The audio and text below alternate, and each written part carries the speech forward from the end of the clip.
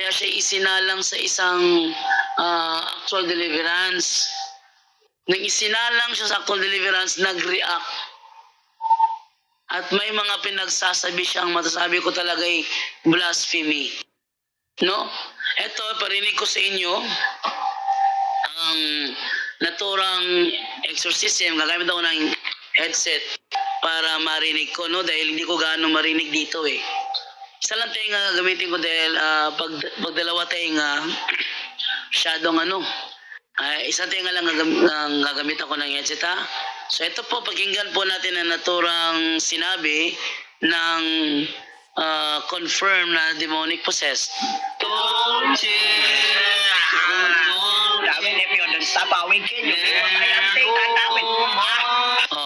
Sabi niya, I will kill you, Darwin. He's referring to Brother Darwin, I will kill you, Darwin, because I am Satan. Ito'y isang sakristan. At nung siya'y apo ng isang albularyo. Ngayon, nung siya dineliverance, nagre-react yung katawan niya. Sabi niya, I will kill you, Darwin, because I am Satan. I am Satan, sabi niya, no? So, ayaw niya si Brother Darwin. Sabihin, ayaw ng demonyo ang mga paring Katoliko. Lalo na kung sincero sa kanyang pagiging pari. Tuloy natin ang video. I am Satan, Darwin. Stop, Darwin. Stop, Darwin. I will kill you, Darwin. Stop, Darwin. Stop, Darwin. I will kill you, Darwin. Yan ang lumalabas sa bibig ng naturang sakristan. Pero kung okay naman siya, hindi naman siya kanya magsalita eh. Pero nung siya na-deliverance na pagsasabi niya ang mga bagay na yan, at take note, hindi niya maalala na sinabi niya yan pagkatapos. Nung siya okay na, binangon na siya, hindi niya matandaan na sinabi niya sa Father Darwin na I will kill you, Darwin. Hindi niya ba't sabi niya, ba't ko nakagawin niyo, Padre? Pari ka, sakristan ako. Bawal yun. Yes, talagang bawal yun. Pero hindi kasi siya ang nagsasalita ng mga wikang yun, kundi ang demonyo na nasa loob ng kanyang katawan. Galit na galit kay Father Darwin. Tuloy natin ang sinasabi.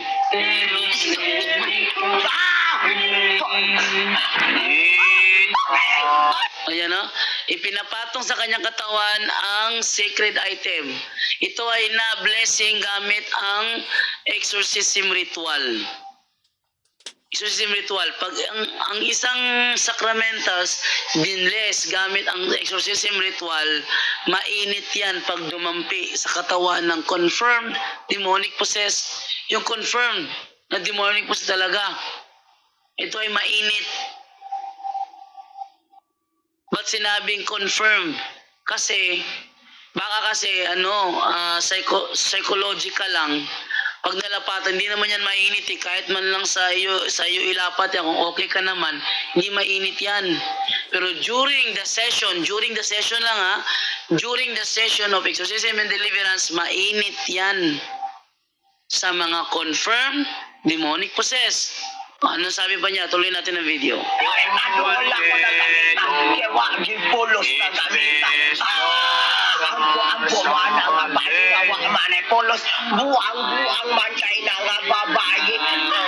Yan. So, ayaw ng demonyo na tayo ay dumadalangin kay Mama Mary.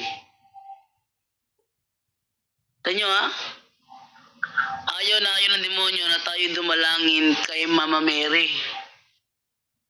The same sa gustong mangyari ng mga sulpot na protestante, ayaw nila na tayo ay dumalangin kay Mama Mary.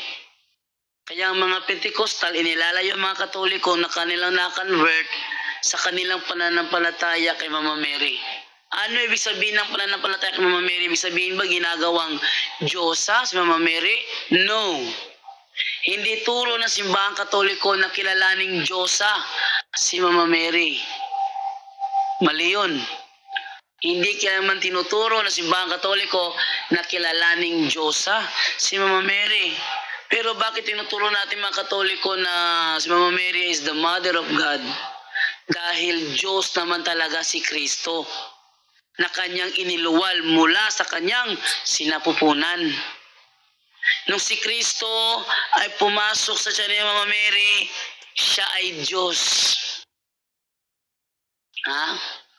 At nang siya ay nasa loob ng tiyan, sa loob ng 9 na buwan, Diyos si Kristo.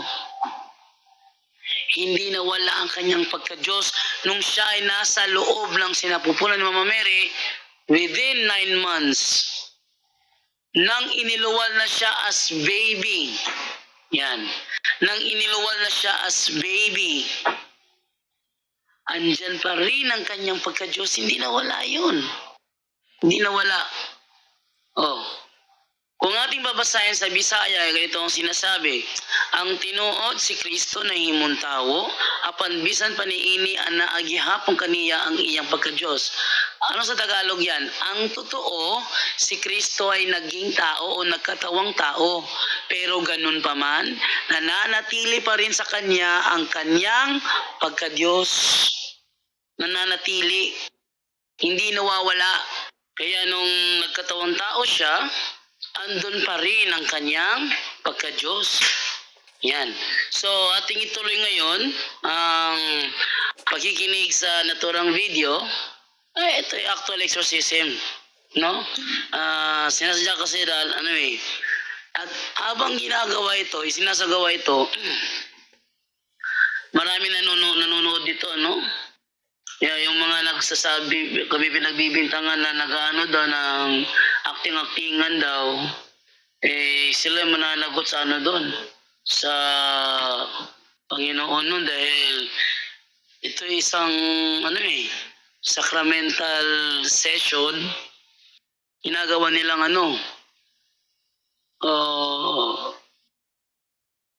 ginagawa nila yung kanilang mga kabastusang ugali na pinapakita, kaya nagiging ganyan na resulta. Okay, so ating tuloy ngayon na naturang video. Ito po sinasabi dito. Exulis Feliebe,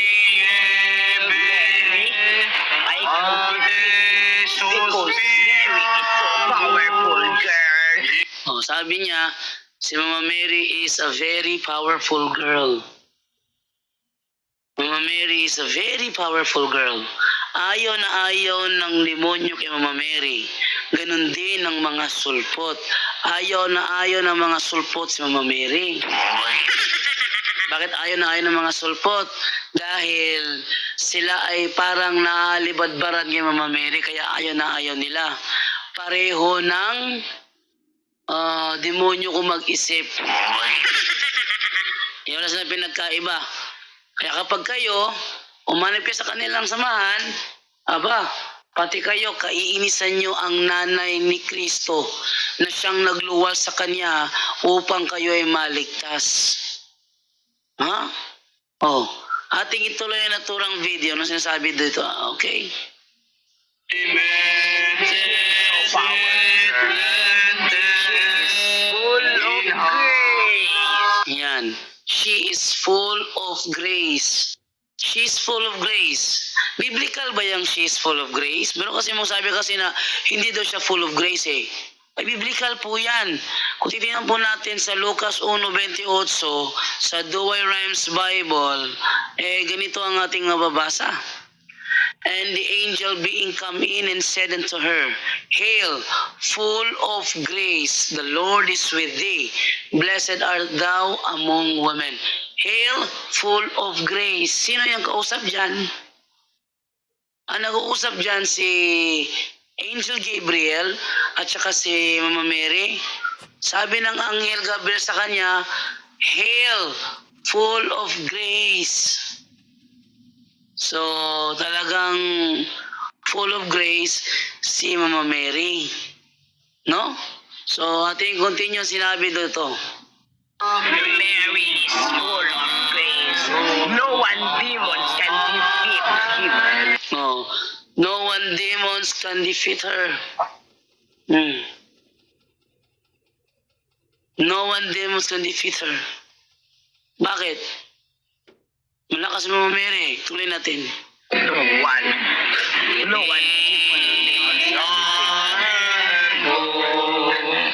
Our child to fight Mary, but I defeat because Mary is so powerful. She tried. Sabi niya, I tried.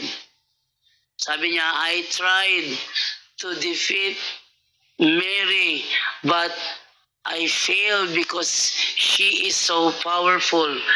Ang batang itong sakrista na ito, hirap to mag-English. Bakit? Minsan may dumalaw na ano doon na talagang foreigner sa lugar. Wala siyang magawa. Kinakausap niya kasi tinatanong kasi siya. Natanong siya. Siya naman hindi makapagsalita. Tulungan niyo ako. English to. Hindi ako marunong mag-English. Ikaw, sabi mo, try mo. Hirap na hirap bumuo lamang ng isang sentence. Ang sakrista na ito ay hirap na hirap bumuo lamang ng isang sentence. Pero dito, tuloy-tuloy ang kanyang pagsasalita at hindi niya maalala ang kanyang mga pinagsasabi. Tuloy. No one can defeat with Mary. Please stop. Please stop. Yan. Please stop. No one can defeat Mary. No one can defeat Mary. So yung tayong Katoliko, yung ating ginagawa ay nasa tama. Pag kayo ay Katoliko, wag na kayong umalis pa dahil nasa tama na kayo. Ang tanging nyo na lang kailangan gawin is alamin ang doktrina ng Katoliko para kung sakali man na may dumalaw sa inyong sulpot, alam nyo kung paano sumagot. Kasi malalakas lang ang mga yan kung ikaw ay walang alam. Pero kapag marami ka naman na pag-aralan, tatakbo lahat ng mga yan. Hindi nila matitiis na ikaw ay kalabanin, lalo na at ikaw ay nagsasaliksik sa doktrina at makikita nila na kahit na anong gawin nilang convince sa'yo ay parang nababaliwala, iiwan ka niyan. At never nababalik yan. Ngayon, sinasabi pa ng mga sulpot na yung ating crucifix, bawal. Naalala ko yung saksi ni Yoba dumalaw doon sa bahay. No? Tanong ko sa kanya, hawak ko yung crucifix. Sa tingin mo ba ito ba ay bawal ba ito sa paningin ng Diyos? Sabi niya, brother, wala nang mabasa sa Bible na yan ay kalugod-lugod. Hindi, tanong ko sa iyo ito. Sagutin mo tanong ko. Ito bang crucifix na ito ay bawal ba sa paningin ng Diyos? Sabi naman ng pastor, yung dumalaw dun sa bahay, from Tagbilaran yata, Pastor Baptist yun eh. Sabi niya, brother, gaya nga sinabi ko sa iyo, walang mababasa sa Bible na kalugod-lugod yan. Binabaliktad niya eh. Akala niya siguro hindi ko nakuhuli sinasabi niya. Sabi ko sa kanya, wag mong babaliktarin. Wag mong ibigay sa akin ang burden of proof dahil ikaw ang tinatanong ko. Sagutin mo ang tanong ko, ito ba'y bawal sa paningin ng Diyos? Yes or no? Hindi na makano yung sa tingin mo bro, ano kaya? Sabi niya sa akin, ikaw ang tinatanong ko dahil para sa amin, hindi naman to hindi naman to masama. Dahil wala naman sinasabi sa Bible na ito ay masama. Sabi niya, bakit? Meron bang mabasa sa Bible na yan ay tama? Sabi ko, kaya nga tama para sa amin dahil wala naman sinasabi sa Bible na yan ay mali. Sabi niya, para sa inyo. Para sa amin. Okay, tanong. Bakit ang mga confirmed demonic possessed ay napapasok pag inilalapat itong blessed? Kasi yung hawak ko crucifix, blessed yun ni Father Darwin gamit ang exorcism ritual. Bakit mainit to sa mga confirmed demonic possessed? Pakisagot. Sabi niya, ay hindi ko masasabi po yan kung bakit umiinit. Baka siguro may inilalagay dyan na pampainit. Hawak mismo. Tingnan ninyo ha. Ito pa nangyari dati. Isang handog sa INC na si Kuya Gregorio. No? Ang dumulog at una niyang nakaharap si Brother Wendell Talibong. Siya ang nag-deliveran sa kanya. Nang malalapat sa kanya yung crucifix, mainit, sigaw siya ng sigaw. Ah! Ang init! Ang init! Sigaw siya ng ganun. Dahil mainit ang crucifix sa kanya. Pero nung matapos na ang session, sabi niya, hindi ko talaga maintindihan, brother. Bakit? Kasi lumaki ako sa isang relihiyon. Doon namin nalaman na siya pala'y handog. Lumaki ako sa isang relihiyon na tinuturo sa amin na mali ang bagay na ito. Pero hindi ko maintindihan ba't napapasok ako. At guess what? Kinagabihan, yung asawa niya mismo, yung kanyang kalibin mismo, ang nagsabi sa amin, bumakat sa kanyang katawan ang krus. Dahil doon, yung nanay niya na member ng INC rin, sabi niya, baka ginawa ng modus yan na talagang pinainitan kaya ka napaso. Sabi naman niya, kung ginawa ng modus, bakit siya hindi napaso? So, hindi makasagot yung nanay niya. Kasi kalawa nila pagbalik kay Father Darwin na yung nakaharap nila, nakita ng nanay niya kung paano hawakin ni Father Darwin ang crucifix. Ito'y hinahawakan niya sa gitna. Sa gitna. Pero ganun pa rin ang reaksyon ng kanyang anak. Aray! Ang init. Oh. Bakit napapaso? Pero ang tagahawak ng krus sa si Padre hindi napapaso. Ito, isa pang pasyente na undergo ng deliverance. Pakinggan ninyo ang kanyang reaction. Ito. See?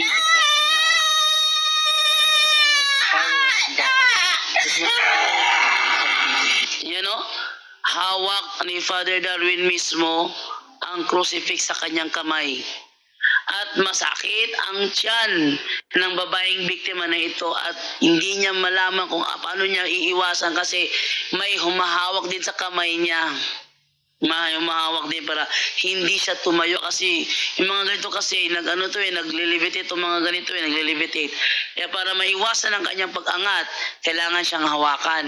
At kung sabi niya mainit yan, mainit. Kung mainit, bakit hawak ni Father Darwin? Kung may modus yan. O, tuloy natin ang video. I rebuke, repudiate, bind, and cast off all unclean spirits.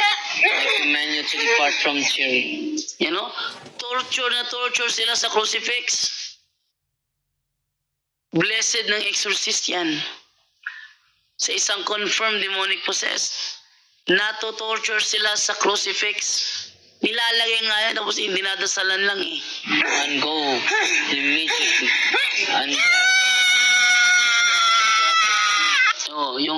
yung sigaw niya, yung uri ng kanyang pagsigaw. Ano yun? Para bang naglalakyan yung ugat sa liig niya. Todo na pagsigaw yun. O tuloy pa. Holy Spirit. Yan. Kita nyo, ang sigaw, ang scream, kahit psychologist pa ipatawag nyo, totohanan yung scream eh. Totohanan yun eh. Masakit sa tiyan niya yung crucifix. Nilalagay lang naman.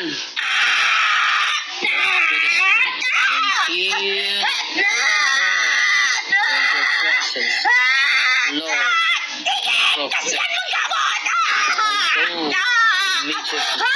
yan. Sabi niya, sakit. Malakas na kayo, di ba? Ang ibig niya sabihin, kung talagang malakas kayo, alisin niyo yan. Wag kayong mag-ano diyan. Wag kayong gumamit niyan. Kumbaga, the greatest weapon against Satan is the sign of the cross.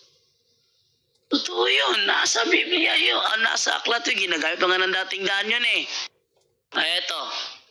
Discourses on the Apostles' Creed by Reverend Clement H. Crock sa page 17. Sabi ganito, tradition tells us that a cup of poison wine was once handed to St. John. He made the sign of the cross over it, drank the contents, and escaped all ill effects. Saint Benedict had a similar experience, And Saint Teresa states that Satan had no power over the cross, nor over any object that over which the sign of the cross has been traced. It is the Christian's strongest weapon against Satan. Napakaliwanag. Sabi ni Santa Teresa that Satan had no power over the cross. Take note, ang gumamit niyan ay si Saint Benedict. Saint Benedict of Nursia. Exorcist yun.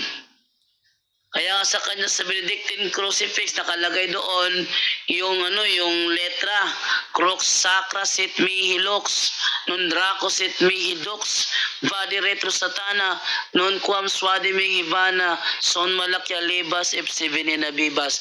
Nakalagay doon ang short exorcism prayer ni Saint Benedict. Satan had no power over the cross, nor over any object over which the sign of the cross has been traced. It is the Christian's strongest, most powerful weapon against Satan. Ito pinagtatawanan lang kami ng ng dating daan dito dahil strongest weapon daw ang cross. But it's reality. Hindi ang gawa-gawang kwento. It's reality. Ulitin natin yung yung naturang video. Ito. Lord, protect, immediately, to the foot of water of Jesus, and never return again. A most Holy Spirit, enter into the empty spaces, left by the Spirit, and feel chill with the presence, love, healing. Yun. So, yan po ang yung na video. Ayan na, so nakita naman po ninyo doon. Yung sinasabi nila na ito ay gawagawang tao na aral, yan ay hindi gawa-gawa ng tao. Merong binigay si Kristo na authority sa Iglesia Katolika. Ayon sa Mateo 18:18 ang sabi ay ganito, tandaan ninyo, anuman ang ipagbawal ninyo sa lupa ay ipagbabawal sa langit. At ang ipahintulot nyo dito sa lupa ay ipahihintulot sa langit. Yan. So mga kapuntos, huwag kayo basta-basta sa mga protestante. Yung sinasabi nila na bawal daw gumamit ng crucifix, bawal daw, wala sa Biblia yon. Ang nasa Biblia, anuman ang ipahintulot nyo sa lupa, ipapahintulot ko sa langit. Ngayon, nalala ko si Mike Manyo, sabi niya siya mismo pinagbabawal niya. Bakit? Sino ka ba para magbawal? Ikaw ba ay head ng iglesia para ipagbawal mo? Ang head ng iglesia nagpahintulot na gamitin yan. At kapag may pahintulot ng head ng iglesia, ng puno, may pahintulot sa langit yan dahil yun ang iniwan ni Kristo na authority sa mga magiging puno ng iglesia. Ano man ang ipahintulot nyo sa lupa, papahintulot ko sa langit. Ngayon, kaya sa lahat ng mga nanonood ngayon dyan, mapakatoliko man o protestante, kung katoliko ka, huwag na po tayong aalis sa simbahan katoliko. Huwag kayong magpapadala doon sa sinasabi nila na kailangan mabasa sa Biblia. Ilang katoliko ay hindi Bible alone. At para naman sa mga protestante naman, kung ganyan kayo kaliliit mag-isip, bahala kayo sa buhay nyo. Namin lang sa inyo. Ang sa amin lang, sabihin ang totoo. Tanggapin nyo man o hindi, sasabihin namin ang totoo. At ang totoo, nasa reality. Ang mga confirmed demonic possessed, galit sa blessed crucifix. So hindi yan Diyos-Diyosan. Dahil hindi pwedeng matakot ang Diablo sa Diyos-Diyosan. Sabi din matakot dyan. Yan na. So yan po ang ating tampok ngayong hapon na ito. Mamayang gabi, abangan po ninyo Worldwide Catholic Bible Study for another night. for tanungan portion. Ito po si John Alabado. Sabi po sa inyo,